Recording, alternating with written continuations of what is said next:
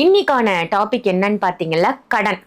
கடன் அப்படின்ற இந்த பிரச்சனை தலைவிரிச்சு ஆடுதுன்னு சொல்லணும். எல்லாருக்கும் கடன் இருக்கு. கடன் இல்லாத மனிதர்களே கிடையாது. இப்போ கடன் வச்சிருக்கிறவங்க அந்த கடன்ல இருந்து வெளிவரத்துக்கு நீங்க உறுதுணையா என்ன விஷயங்களை மக்களுக்கு சொல்ல போறீங்க? என்ன பண்ணலாம்? அவங்க நம்ம அளவுக்கு மீறின நல்ல வார்த்தை கவனிங்க. சின்ன விஷயம் தான், ஒரு ஃபங்க்ஷன்லேயே வச்சுக்கலாம். மிடில் கிளாஸ்லேயே சொல்கிறேன், ஹை கிளாஸ் பற்றி பேசலை. மிடில் கிளாஸில் 500 நோட்டு மொய் வச்சோமா, 1000 மொய் வச்சோமா வந்தோமான்னு இருக்கணும். அப்போ வச்சுட்டானது கடன் காரணம் யாருக்கும் பதில் சொல்ல அவசியம் இல்லை. வரட்டு கௌரவத்துக்கு 10,000 வட்டிக்கு வாங்குவாங்க, 20,000 வட்டிக்கு வாங்குவாங்க, அது 10 பைசா வட்டிக்கு வாங்குவாங்க. வாங்கி கௌரவமாக செஞ்சுட்டு அங்கே சிரிச்சு பேசி சந்தோஷமாக வந்துடுவாங்க. ஆனால் மறுநாள்லேருந்து வயிற்றில் புளிய கறிக்க ஆரம்பிச்சிடும். கண்டிப்பாக கடன்லேருந்து மீண்டு வெளியில் வந்துடலாம். முடிஞ்சளவுக்கு ஃபஸ்ட்டு ஒரு அட்வைஸ் ஒன்று பண்ணுறேன், கடன் வாங்காதீங்க. அப்படி வாங்கிட்டீங்கன்னா அது எப்படி அடைக்கலான்றதை மட்டும் யோசிங்க.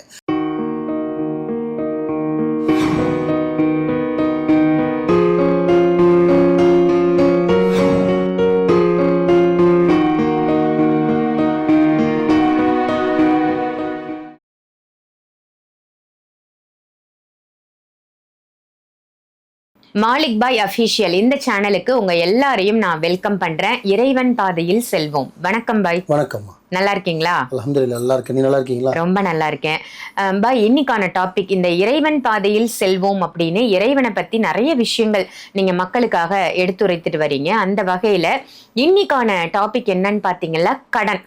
கடன் அப்படின்ற இந்த பிரச்சனை தலைவிரிச்சு ஆடுதுன்னு சொல்லணும். எல்லாருக்கும் கடன் இருக்கு. கடன் இல்லாத மனிதர்களே கிடையாது. இப்போ கடன் வச்சிருக்கிறவங்க அந்த கடன்ல இருந்து வெளிவரத்துக்கு நீங்க உறுதுணையா என்ன விஷயங்களை மக்களுக்கு சொல்ல போறீங்க? என்ன பண்ணலாம்? அவங்க கடன் என்ன சொல்றதுன்னா, கடனை பத்தி பேசுறோம்னா ஒரு வீடியோ பத்தாது, ஒரு நாளே போதாது. கடன்ற விஷயம் அந்த மாதிரி இருக்கு. முதல் கடன் பார்த்தீங்கன்னா, ஒரு நாளைக்கு 24 மணி நேரத்தில் அதிகமாக யோசிக்கிற நம்ம ஒரு விஷயமே பார்த்தீங்கன்னா அந்த கடனை பற்றி மட்டும்தான் இருப்போம்.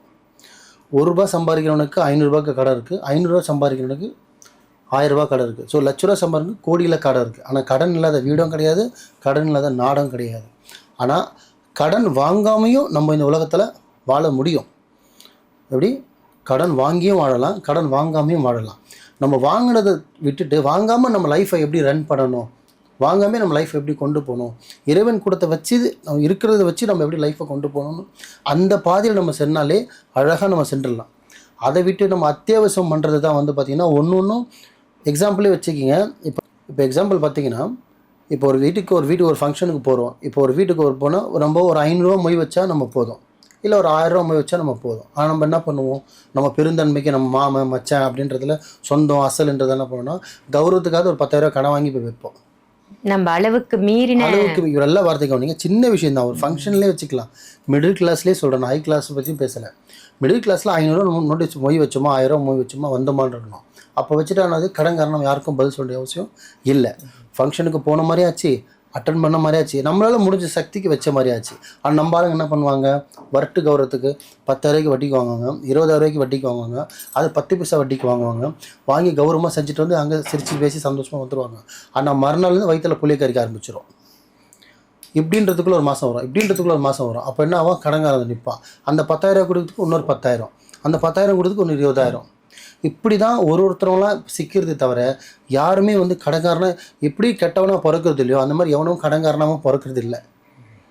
இது உண்மையான வார்த்தை. யாரும் கடன்காரனாக பிறக்கிறது. நம்மளாக தான் நம்ம அத்தியாவசியக்கு நம்மளோட ஆசைகளுக்கு நம்மளுக்கு என்ன சொல்கிறது, ஆசை பேர நஷ்டன்ற மாதிரி நம்மளாம் ஒரு ஆசைப்பட்டு சின்ன விஷயத்துக்கு கூட பெருசாக வாங்கிக்கிறோம்.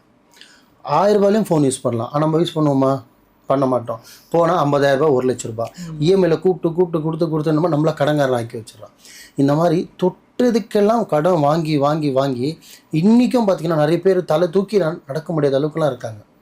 ஒரு ஃப்ரெண்ட்ஸை பார்த்து பேச முடியாது, ஒரு ரிலேஷன் வீட்டுக்கு போக முடியாது, ஒரு வெளியில் செல்ல, ஏன்னா கடன். அங்கே போனால் கடன்காரன் போகணும், இந்த பக்கம் போனால் ஒருத்தர் கடன் பதில் சொல்லணும், இங்கே ஒருத்தருக்கு பதில் சொல்லணும், ஃபோன் எடுத்தால் பதில் சொல்லணும். நம்ம 100 ஃபோன் அடிச்சா எடுக்க மாட்டேன்னு கேட்டால் நான் கடன்காரன் நினச்சேன் அப்படின்வாங்க. அப்போ இந்த கடன் இது யாரால் வருது? எந்த கடன் கொடுக்குறனா அது என்கிட்ட காசு இருக்குது வாங்கிக்கோன்னு சொல்கிறானா? இல்லையா? கடன் வாங்குறது யார்? நம்ம தான் வாங்குறோம். ஸோ அப்போ நம்ம ஏன் வாங்குகிறோம்? நம்மளுக்கு என்ன இருக்குது, இன்னும் இறைவன் என்ன கொடுத்துருக்கா? இன்றைய பொழுது இதுதான், நம்மளோட சக்திக்கு இவ்வளோ தான் முடியும், நம்மக்கிட்ட இதுதான் இருக்குது, இதை வச்சுக்கிட்டு எப்படி வாழணும், அதில் நல்லது கெட்டது இன்பம் துன்பம் அதில் எப்படி நம்ம பயன்படுத்தலாம். இல்லைங்க, நம்மளுக்கு வருமானம் வருது, இன்றைக்கி மாதம் வருமானம் வரும், இந்த மாதம் வருமானத்தில் கொஞ்சம் கட்டிலன்னா முடிஞ்ச அளவுக்கு அந்த சக்திக்குள்ளே நீங்கள் வாங்கிட்டீங்கன்னா நாளைக்கு நீங்கள் யாருக்கும் பதில் சொல்ல அவசியம் இல்லை. ஆனால் நம்ம ஆளுங்கிட்ட மக்களுக்கு ஒன்று சொல்கிறேன், தயவு செஞ்சு சொல்கிறேன், வர்ட்டு கௌரவத்துக்காகியும் வெட்டு பந்தாக்காகியும் கடன் வாங்கி தீராதீங்க. உங்களுக்கானது உங்களுக்கு கண்டிப்பாக வந்து சேரும். இன்றைக்கி நீங்கள் ஒரு சின்ன பொருள் வச்சுருக்கீங்கன்னா நாளைக்கு இதோட பெருசாக வரன்ற ஆசையை வைங்க, அதுக்கான முயற்சி பண்ணுங்கள். ஆனால் அது கடன் வாங்கி தான் முயற்சி பண்ணுற அவசியம் தேவையில்லை. கடனில் நீங்கள் பட்டிங்கன்னா எவ்வளோ நீங்கள் கடத்துக்குள்ளே போகிறீங்களோ அவ்வளோ நீங்கள் உங்கள் ஃபேமிலியிலேருந்து நீங்கள் பேக் அடிக்கிறீங்கன்னு அர்த்தம். ஏன்னா அவனுக்காக தான் நீங்கள் சம்பாதிக்கிற மாதிரி ஆகிடும். உங்கள் குடும்பத்துக்கு சம்பாதிக்கிறத போய்ட்டு கடத்துக்காக சம்பாதிக்கணும், அவனுக்கு பயந்து நடக்கிற மாதிரி ஆகிடும், பயந்து பேசுகிற மாதிரி ஆகிடும். நிம்மதியான வாழ்க்கை போச்சு, ஹஸ்பண்ட் ஒய்ஃப் ரிலேஷன்ஷிப் இருக்காது, அவங்களுக்குள்ள வீட்டுக்கு வந்த சண்டை இருக்கும், அவன் வந்துட்டு போகிறான் இவன் வந்துட்டு போகிறான்ற மாதிரி அப்படியே வேறு மாதிரி ரூட்டு கொண்டு போயிடும். ஸோ குடும்பமே ஒன்றுமே இல்லாமல் பிரிஞ்சு நின்றுடுது, சின்ன பின்னமாயிடுது.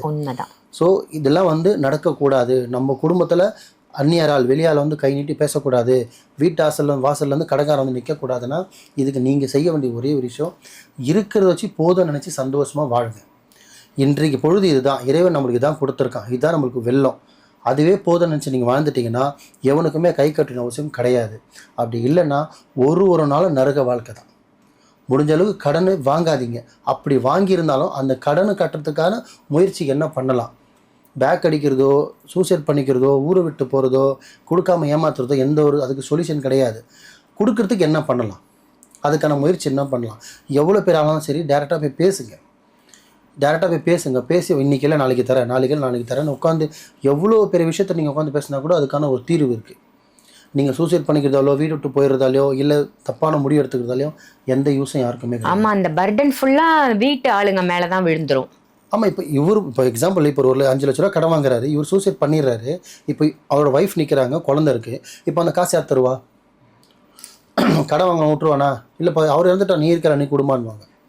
நீ இருக்கும்போதும் உன் மனைவிக்கு தொல்லை தான், நீ மறைஞ்சதுக்கப்புறமும் உன் மனைவிக்கு தொல்லை தான். அந்த தொல்லை போக போதா? ஆனால் இருக்கும்போது அந்த கடத்தை எப்படி அடைக்கலாம் அதை யோசித்து அதுக்கான சொல்யூஷன் பார்த்து அதுக்கான விஷயம் கரெக்டாக நீங்கள் நேர்மையான வழியில் போய் நேர்கொண்ட பார்வையில் இருந்து அதை அடைக்கணும் நம்ம முயற்சி பண்ணணுன்ற எண்ணத்தோடு பண்ணிங்கன்னா கண்டிப்பாக கடன்லேருந்து மீண்டு வெளியில் வந்துடலாம். முடிஞ்சளவுக்கு ஃபஸ்ட்டு ஒரு அட்வைஸ் ஒன்று பண்ணுறேன், கடன் வாங்காதீங்க. அப்படி வாங்கிட்டிங்கன்னா அது எப்படி அடைக்கலான்றதை மட்டும் யோசிங்க.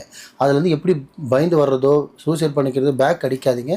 எல்லாத்துக்கும் ஒரு முடிவு இருக்குது, ஆரம்பம்னு தான் முடிவு ஒன்று இருக்குது, இல்லாமல் கிடையாது. முடிஞ்சளவுக்கு நல்லதே நினைங்க, நல்லதே செய்யுங்க, இறைவன் பாதையில் செல்லுங்க. அருமை பாய், நல்லதே நினைக்கணும், நல்லதே செய்யணும், இறைவன் பாதையில் செல்வோம். நன்றி பாய். நன்றிம்மா.